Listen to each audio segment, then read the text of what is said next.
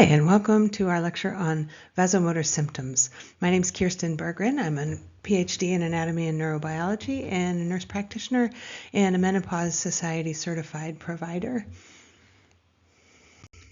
Today we're going to be talking about vasomotor symptoms, including definitions and demographics, the etiology, and treatments, including pharmacological, hormone therapy, non-hormone medications, and non-pharmacologic treatments.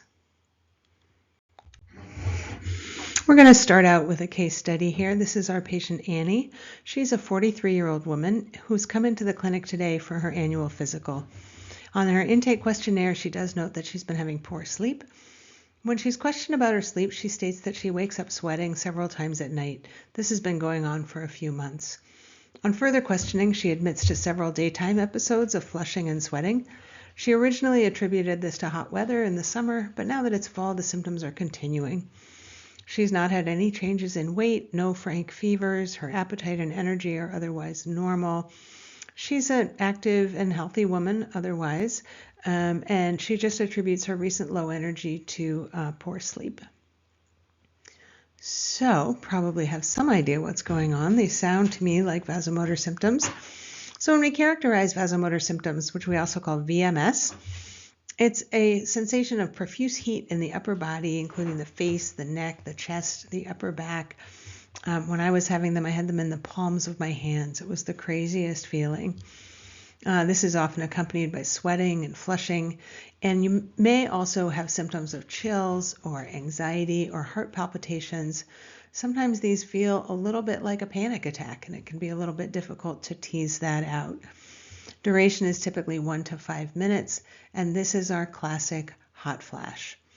In Europe, they tend to call them hot flashes in the US. And the only difference between a hot flash and a night sweat is that a night sweat occurs during sleep.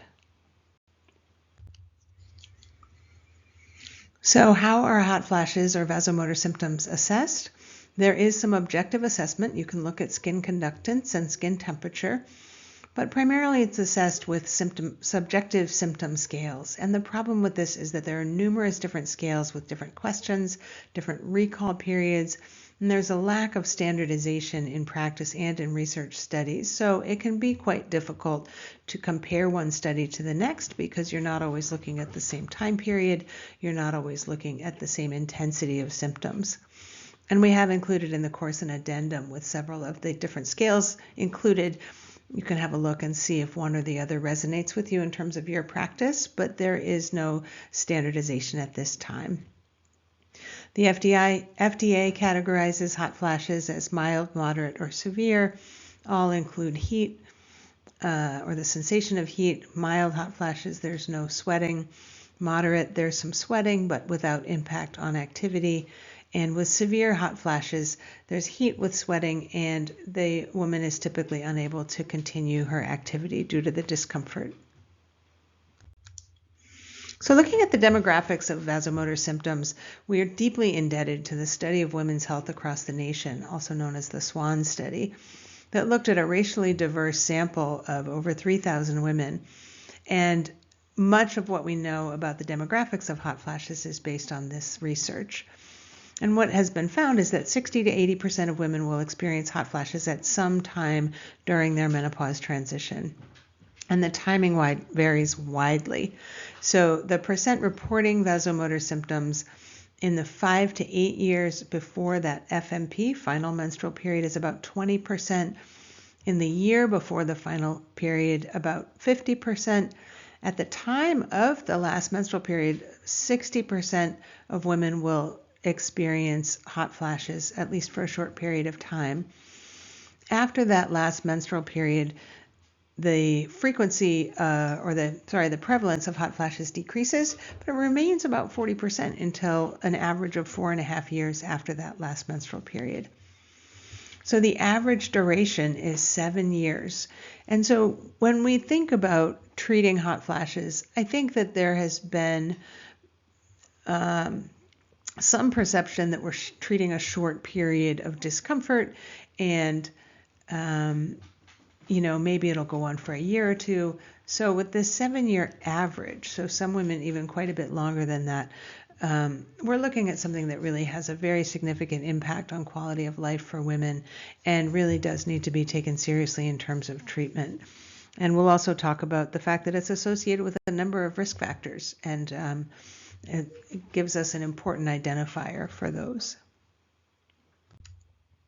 All right, looking at further at the demographics, this was published in the New York Times a few years ago to a lot of attention.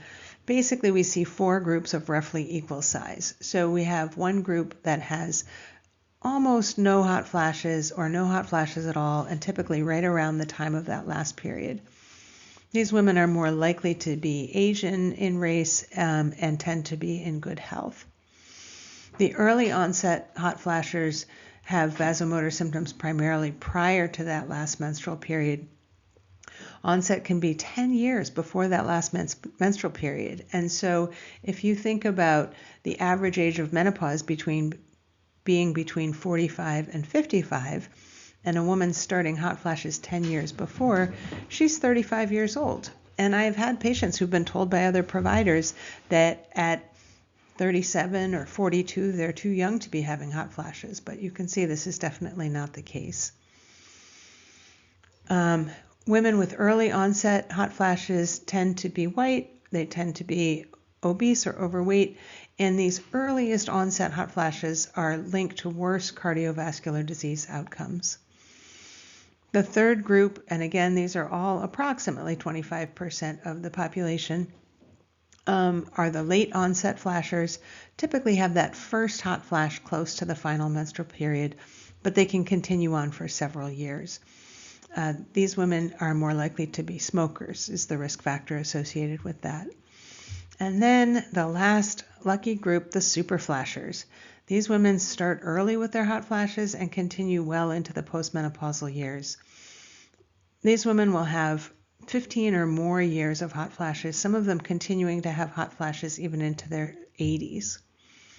Women in this category are more likely to be Black, in poor health, or alcohol users. So looking at the correlations, what have we seen that's correlated with a higher likelihood of having vasomotor symptoms? And stress is a significant contributor. Vasomotor symptoms are more likely with several demographics that are associated with higher stress. Lower education levels, lower socioeconomic status or financial stress. This says lower, it should say higher self-reported stress, and a lower education level. Depression and anxiety also increase the risk of vasomotor symptoms. And obesity is interesting because it was originally thought to offer some protection. The conversion of androgens to estrogen in the adipose tissue results in a slightly higher level of circulating estrogen. But women with a higher BMI are actually more likely to report vasomotor symptoms. And when you break it down by age, what we tend to see is that women who are overweight tend to have increased vasomotor symptoms in early perimenopause, but a lower risk after menopause.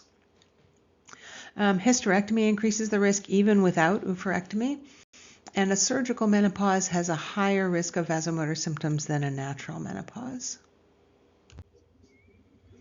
We also see that an increased risk of vasomotor symptoms is associated with an earlier menopause, so in a menopause before the age of 45. Cigarette smoking is correlated with an increased risk of vasomotor symptoms at any stage in the menopause transition.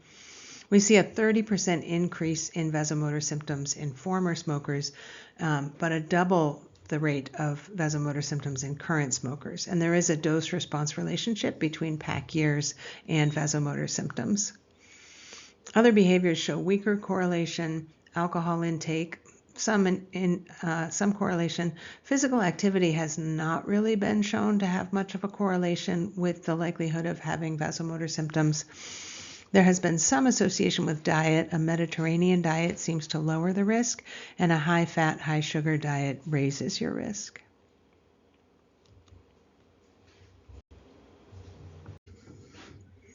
One of the interesting findings from the SWAN study was the degree of racial disparities in the experience of vasomotor symptoms among women. And what was found is that Black women are more likely to experience vasomotor symptoms at every stage. 50% more likely in early pre or perimenopause, 3 times more likely to experience vasomotor symptoms through the entire menopause transition, and 80% of Black women will report symptoms at some point. Note that this is an African American population. The study was conducted exclusively in the United States. Black women experience a duration of vasomotor symptoms an average of 10 years, up from 7. And unfortunately, Black women have been found to be half as likely to use hormone therapy to get relief from these symptoms. And it's very important to note that the racial differences remain when you control for other risk factors such as socioeconomic status, education, smoking, obesity, alcohol. And looking at the disparities in the duration of vasomotor symptoms, we can see here that looking at premenopause, the likelihood among Black women is about where Hispanic women are, but then continues to climb through premenopause and early premenopause, perimenopause, through late perimenopause to postmenopause. And in this diagram, Hispanic women are shown with the X, and white women are shown with the black bar, sort of in the middle of the demographics.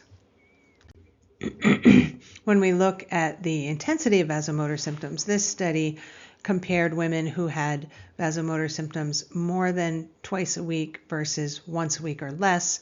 And for the women who are experiencing hot flashes every hour, I know this seems ridiculous, but that was the way that the study looked at intensity. And the likelihood of frequent vasomotor symptoms in the past 2 weeks, they used Caucasian women as the referent, so that was an odds ratio of 1. And then with African American women, the likelihood of having hot flashes once a week was 40% higher, more than twice a week, 50% higher. Chinese and Japanese women have an odds ratio of less than 1, which means they were less likely than white women to have more frequent hot flashes. And Hispanic women showed in this particular study the most frequent incidence of hot flashes.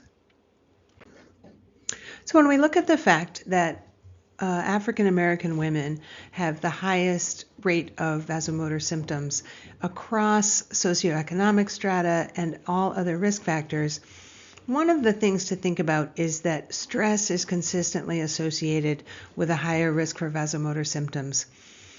And African American women lead a different life than white women. And especially if you look at the SWAN study, I found this to be fascinating. The study enrolled women during the years 1996 and 1997, and the women were ages 42 to 52. Now this photograph here shows a 6-year-old Ruby Bridges, who was one of the first Black children to integrate all white segregated schools in the South. She was born in 1954. So in 1996, when the SWAN study was enrolling, she would have been 42 years old. So she would have been one of the younger women in this study. The Brown versus Board of Education ruling that the schools separate but equal was not a thing was in 1954. The Civil Rights Act did not pass until 1964, when Ruby Bridges was 10 years old. And what we know about African American women is that they are exposed to a chronic level of social and economic disadvantage and stress that is connected with a number of physical health outcomes that are worse for African American men and women than they are for white people in this country. I heard it described by Dr. Jane Morgan this year in a podcast as high-level coping. There was always that additional stress from race in this country. So I think that that's an important thing to keep in mind. I think for a while that it was thought that there was some genetic difference that caused Black women to have higher rates of vasomotor symptoms. But I think at this time there's a reasonable consensus that it's more likely due to life stressors.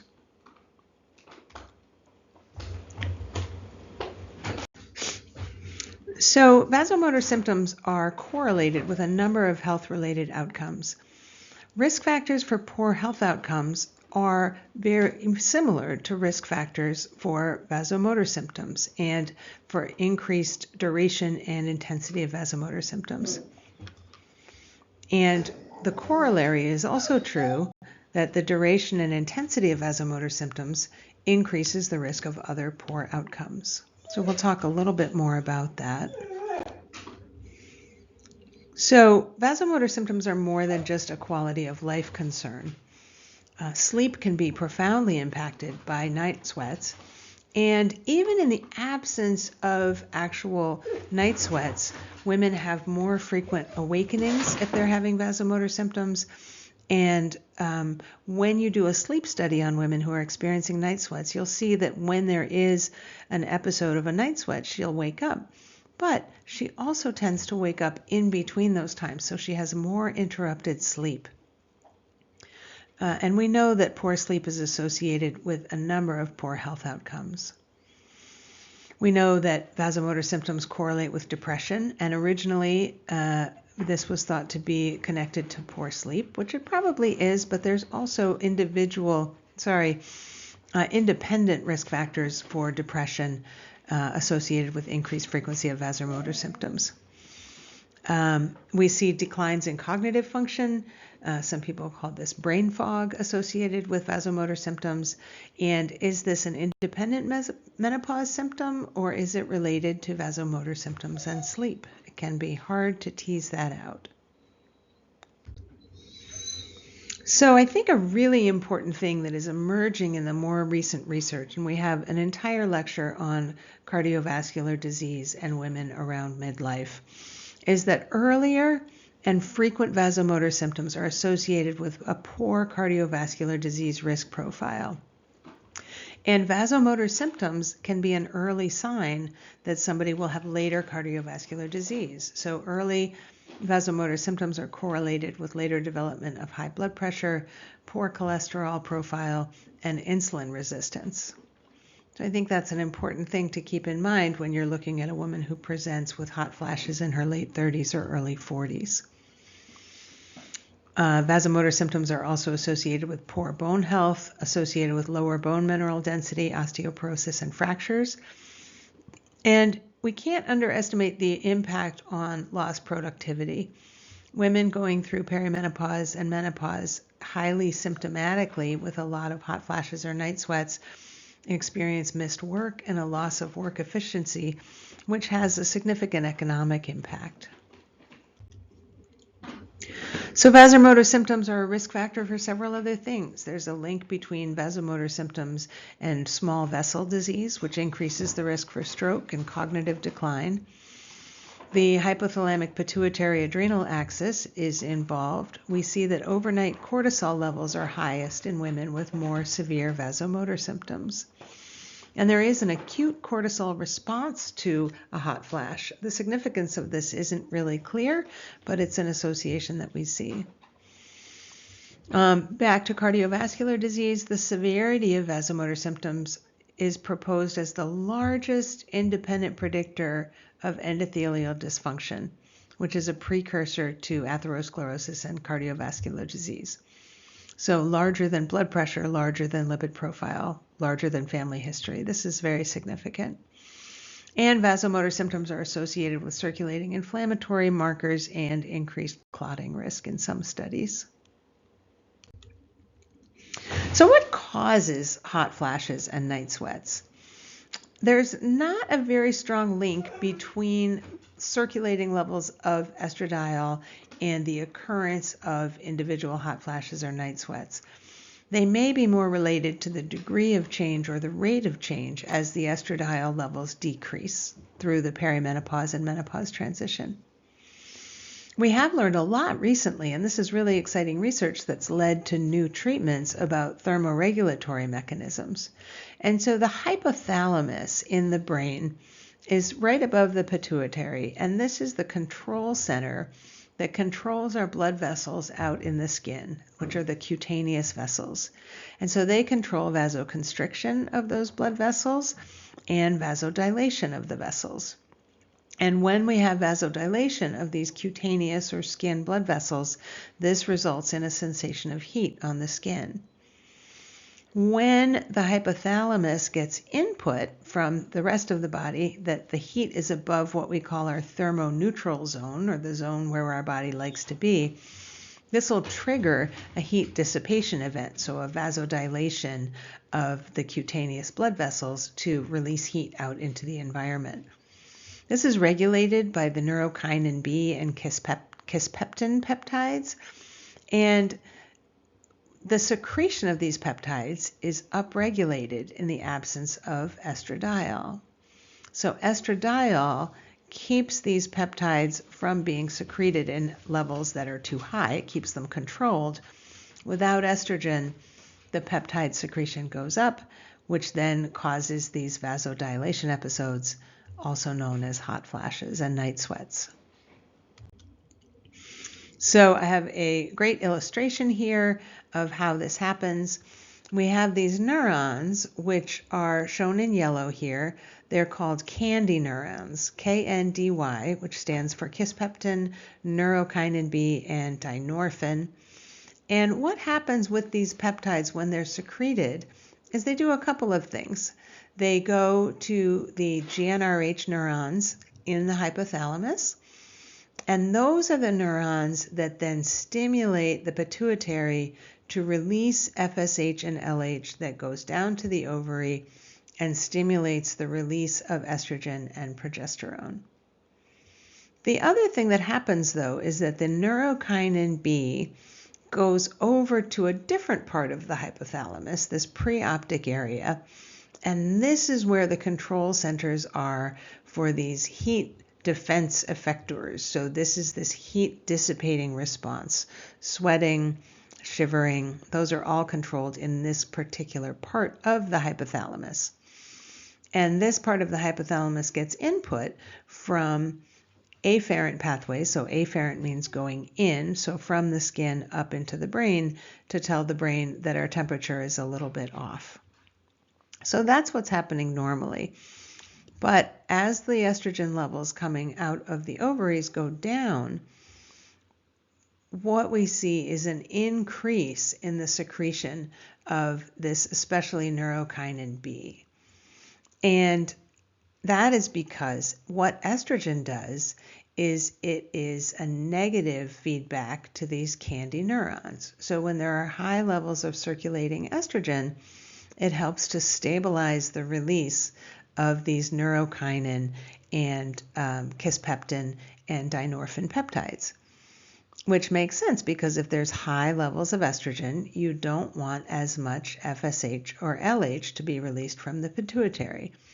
If estrogen levels are low, then that comes up and goes around this loop and stimulates the pituitary to release FSH and LH, which then bring the estrogen levels back up. So keep this in mind because these neurokinin B receptors right here are the target for therapies for hot flashes and night sweats that do not involve hormones. All right, other etiologies of hot flashes. Serotonin is involved in thermoregulation, as well as the more well-known effects on mood, anxiety, sleep, sexual behavior. And serotonin receptor activation can increase the body temperature. So the precise physiology of this is not well understood, but this is why SSRIs can be used as treatments for hot flashes sometimes. The autonomic nervous system also controls this cutaneous circulation or circulation right underneath the skin. There are adrenergic and cholinergic neurons that are acting here. The adrenergic neurons control vasoconstriction, and vasomotor symptoms can be provoked by antagonists or agonists of the adrenergic neurons. The positive and negative feedback loops that are involved in the nervous system are very complicated, but what you need to know is that alpha and beta blockers can provoke hot flashes. Adrenergic agonists, since they control vasoconstriction, can reduce VMS, and that's why we sometimes use clonidine, which is also used for blood pressure. So cholinergic Neurons control vasodilation, so sometimes we use medications that have anticholinergic effects to help control hot flashes. And the parasympathetic nervous system, so that's the rest and digest part of the nervous system, has control over the heart through the vagus nerve. And this parasympathetic control decreases during hot flashes. So the factors that are coming in and slowing the heart rate are restricted, which can result in heart palpitations. So, what do we do to evaluate somebody who has vasomotor symptoms? Basically, the evaluation is to rule out other causes. Hot flashes are a pretty distinct experience, and labs are generally not helpful in diagnosing this. Hormone levels are not that helpful, especially because these start during perimenopause when the hormone levels are up and then they're down, and it's very hard to know exactly where somebody is in their cycle and whether the number that you're seeing on a particular day represents a high level for them or a low level for them. Generally, if you do hormone testing in perimenopause, it's going to look pretty normal and is not going to be that helpful in diagnosis. But it is very important to rule out the other things that are on the differential. And a couple of red flags to keep an eye out for: new onset vasomotor symptoms well after that last menstrual period. So a woman who is 75 who comes in and says, "Oh, I have hot flashes," and just thinks it's part of menopause, it's probably not. Usually they start at the time of that last menstrual period or earlier. And you also want to be very mindful if there's co-occurring nausea, vomiting, fever, cough, tachycardia, or persistent headache, as these can be signs of other issues. So the differential includes thyroid disease, infection, malignancy, and pheochromocytoma, which is a rare adrenal tumor that can have symptoms including high blood pressure, tachycardia, sweating, headaches, anxiety, and nausea. So in going through this evaluation, we need to start with an evaluation for medical comorbidities. So we're looking for thyroid disease, diabetes, sleep apnea, chronic pain, high anxiety levels, and risk of cancer. So we have our patient Annie. What kind of evaluation are we going to do for her? First, we'll check her vitals and see if she's hypertensive. Her blood pressure is normal, her heart rate is normal, oxygen is good, she does not have a fever. And looking at her labs, she has a normal TSH. Her A1C is 5.4, so she's not diabetic. Her BMI is 29, she's not obese. She denies any history of snoring or observed sleep apnea. Medically, she's pretty healthy. She's had a recent CMP and lipid panel, which were normal. And she does report feeling kind of panicky during these sweating episodes, but otherwise denies any issues with anxiety. She also has a normal CBC. Her mammograms so far have been normal. She doesn't have any concerning family cancer history. She's not had a colonoscopy yet because she hasn't reached the age of 45. So looking at vasomotor symptom treatment, hormone therapy is the gold standard for treatment of vasomotor symptoms and is FDA approved for this indication. Just giving a very broad overview: the dosing, contraindications, prescribing guidelines, tips, tricks, all of this is going to be covered extensively in our lectures on pharmacological treatment for menopause symptoms. This is just a broad strokes overview. And the cornerstone of treatment is estrogen. We now use estradiol as the most common form of estrogen for treatment. We used to use conjugated equine estrogens. There's been some shift because of safety profile and other issues with the estradiol. Estradiol may be a little bit better for mood treatment, and we will cover this in the lecture on mental health and menopause. But any form of estrogen is going to give you good treatment for your vasomotor symptoms. If a woman has a uterus, she needs to have estrogen and some form of a progesterone in her therapy. Progestogen is a word that means any form of what would be the naturally occurring progesterone. And this is needed to prevent endometrial hyperplasia, which can happen with unopposed estrogen. There are also estrogen receptor agonists and antagonists that we'll talk more about. And progestogens alone can be used to treat vasomotor symptoms. So it can take up to 6 weeks, sometimes even more, to see the full benefit on vasomotor symptoms. And unfortunately, about 50% of women will have vasomotor symptoms recur when they stop treatment. And we will have future lectures on optimal duration of therapy when doing hormone treatment.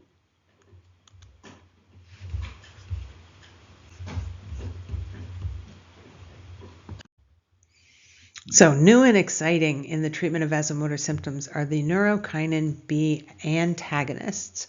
So if you remember those neurons in the hypothalamus, the neurokinin B was something that would cause that heat dissipation response, so the vasodilation out in the cutaneous blood vessels.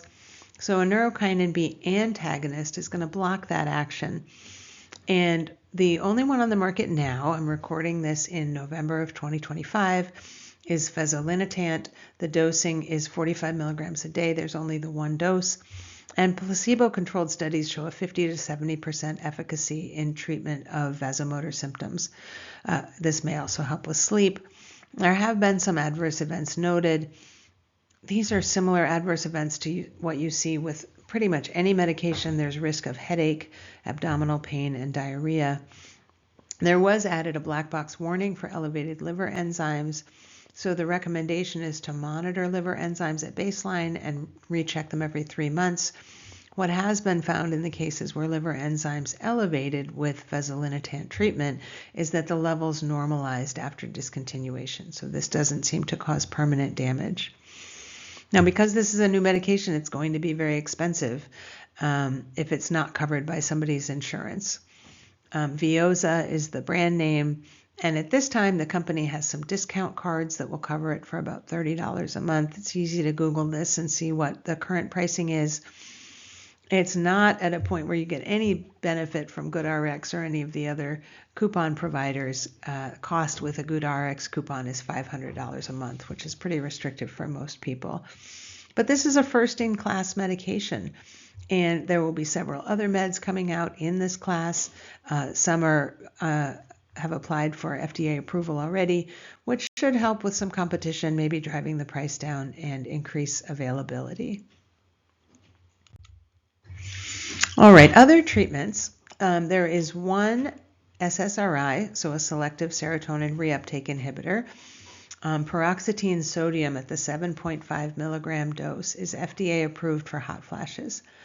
This, again, may also help with nighttime awakening, independent of frequency of night sweats.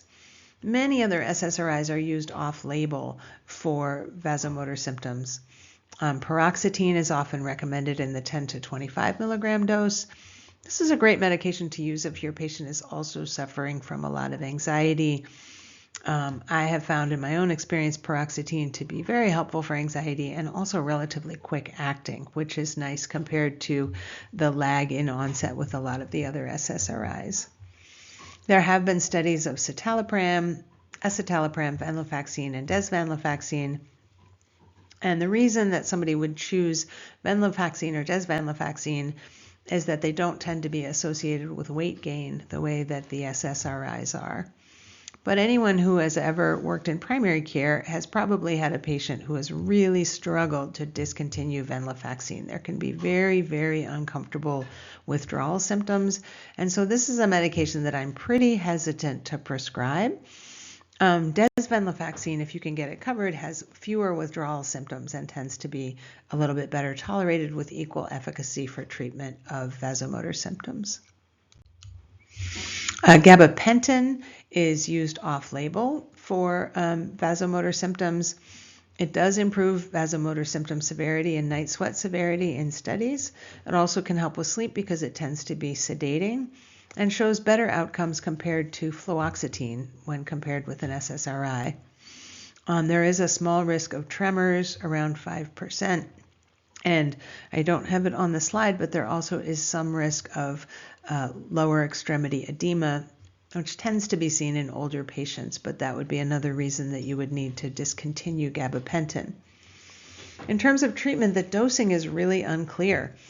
Studies have been done with low doses, 100 to 300 milligrams at bedtime, which has shown some efficacy. This is also much less likely to have side effects. The dosing range for gabapentin is huge, and for treatment of vasomotor symptoms, doses from 300 to 2,400 milligrams a day have been studied. Obviously, the higher doses have a higher risk of adverse events, including dizziness, grogginess, fatigue, confusion, headache, so a lot of neurological symptoms. And because gabapentin is an anti-seizure medication, the higher doses have to be titrated up and titrated down. Because if you're on a very high dose and you discontinue it abruptly, your seizure threshold gets lowered significantly and puts you at a risk of seizure. There are a couple which I call twofers. So if you have to treat somebody for something anyway, you might as well try one of these medications if they're also having hot flashes. Clonidine, we mentioned a little bit as an adrenergic agonist, and so it reduces some of that sympathetic activity. This is also used for treatment of hypertension and migraine. So if you have a patient with migraine, if you have a patient with hypertension, and they're not able to take hormones for their hot flashes, clonidine can be a reasonable thing to try. Clonidine goes on and off the recommendation list through the Menopause Society. It doesn't have very convincing results, but again, if you're treating someone with high blood pressure, it can be worth a try. It has anticholinergic side effects, which include they're generally drying, so dry mouth, constipation, but also low blood pressure, dizziness, and sometimes some sedation. Another twofer is oxybutynin. So if you're treating someone for overactive bladder, there is some evidence that oxybutynin can have some efficacy against vasomotor symptoms. Again, anticholinergic, so watch out for dry mouth and constipation. And there have been some concerns about impact on cognitive function. So there are several non-prescription therapies for vasomotor symptoms, and some have some good randomized controlled evidence. And I think that the most interesting one is cognitive behavioral therapy. What cognitive behavioral therapy does is addresses how thoughts and cognitive framing impact your emotions and your experience of physical symptoms. So without changing the physical symptoms themselves, our thoughts and cognitive framing can affect how those symptoms impact us in our day-to-day. And randomized controlled trials for cognitive behavioral therapy, and it's typically self-therapy that can be done online or self-directed therapy, does show a significant reduction in what are called problematic vasomotor symptoms. So you may still have the same hot flashes, but they're not impacting your quality of life as much. There has also been shown to be an objective reduction in night sweats with cognitive behavioral therapy, which I think is interesting. And we also see improvements in depression, anxiety, sleep, and quality of life. Clinical hypnosis is one of those things. We really have no idea how it works, but there has been randomized controlled trials showing that it has efficacy similar to venlafaxine, and certainly without the risk of withdrawal symptoms. Weight loss does show some efficacy in reducing vasomotor symptoms, especially premenopausally. This may not be effective after the last menstrual period. And stellate ganglion blocks have also shown efficacy, and this has shown efficacy in objectively reducing the vasomotor symptoms as measured with skin conductance. It may also benefit cognitive function. The downsides are it's expensive. It's an interventional radiology procedure, so you need to go into a hospital or clinic to have it done. Typically lasts 6 weeks or more and then needs to be repeated at regular intervals, but doesn't seem to have any long-term deleterious effects. I've thrown in here some common sense measures. These are not really a treatment, but I will tell you when I first started studying menopause about 10 years ago, Most of the literature aimed at women said things like dress in layers, wear breathable clothing, use a fan or a cooling pack. And I really found that advice to be quite condescending, because if you're hot, obviously you're going to want to be dressing in layers and cooling yourself off. These measures have not shown to have any impact on vasomotor intensity, obviously can reduce your discomfort. But I did want to mention that as a quote-unquote treatment that has often been recommended to women, and I think that most women can figure that out on their own. Although, get a group of menopausal women together talking about their favorite desk fan, and you will learn a lot about the different products that are available. My favorite one that I've seen hangs around your neck and has little fans that blow up at your face and seems to be quite effective. There are several other non-prescription therapies that have been recommended. Some have some evidence, but not that gold standard randomized controlled trial evidence, RCT. So mindfulness-based stress reduction does show some reduction in the impact of vasomotor symptoms. And this shows some efficacy in improving quality of life, sleep quality, anxiety, and perceived stress. Paced respiration, also known as breathing in squares or counted breathing. There's a little bit of evidence that this can help. Again, it's a stress reduction procedure.